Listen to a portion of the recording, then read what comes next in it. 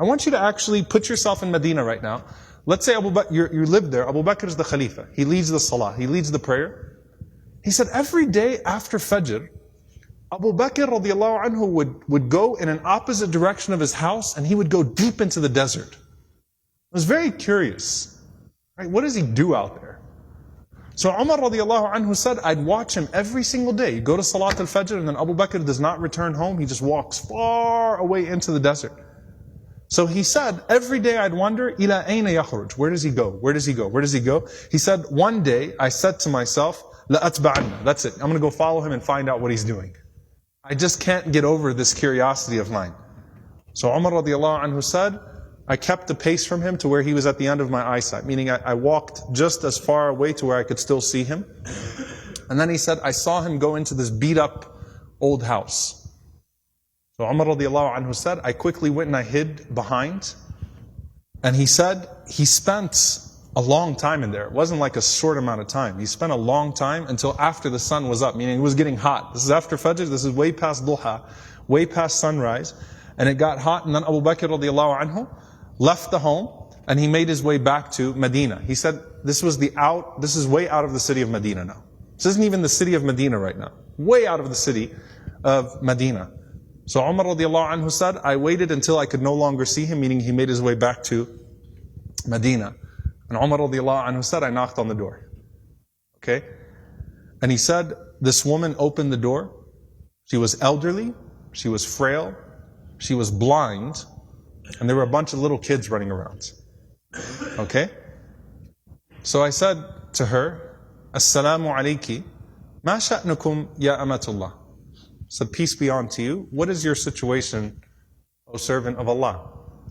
And she said that I am a blind woman, and I have no one to take care of me, and I also have these orphans with me. You know, and the implication, Allahu Alam, her kids died, left behind, these are her grandchildren, or these were orphans. Somehow, it's her, and it's some orphan children. And she says, I have no one to take care of me, and these orphans. Umar radiallahu anhu said, who is that visitor that comes to you every single day? The answer, she says, I don't know who he is. La yuthkar li ismuhu abada. He never once shared his name with me. He never bothered to tell me his name. Umar radiallahu anhu said, well, what does he do? Qalat jazahullah khair. She said, may Allah reward him. Every morning he comes. Listen, by the way, she details it. She says, he cleans my home. He washes our clothes. He grinds our wheat. He bakes our bread. He cooks our breakfast. And then he leaves. Subhanallah. Think about that.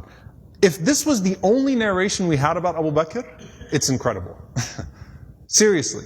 The leader, the head of the ummah, the Khalifa, the most important man in the ummah right now, with his station, with his status, and he goes out every morning to this house, and he doesn't even tell the woman what his name is. He's just consider me a secret fa'il khair, right? Just some good doer. Washes the clothes, cleans the house, grinds the wheat, bakes the bread, cooks the breakfast, and then makes his way back to govern the ummah. That is absolutely incredible. Umar radiallahu ta'ala anhu says, every single day? Like, is this really what he does every single day? She said, every day, may Allah bless him. Umar radiallahu anhu said, do you pay him anything? She said, nothing. Umar radiallahu ta'ala anhu started to cry, and he said, أَتَعَبْتَ الْخُلَفَاءَ بَعْدَكَ يَا أَبَا بَكْرِ. You have exhausted every successor of yours, O Abu Bakr. You've exhausted us. Anyone that comes after you is exhausted.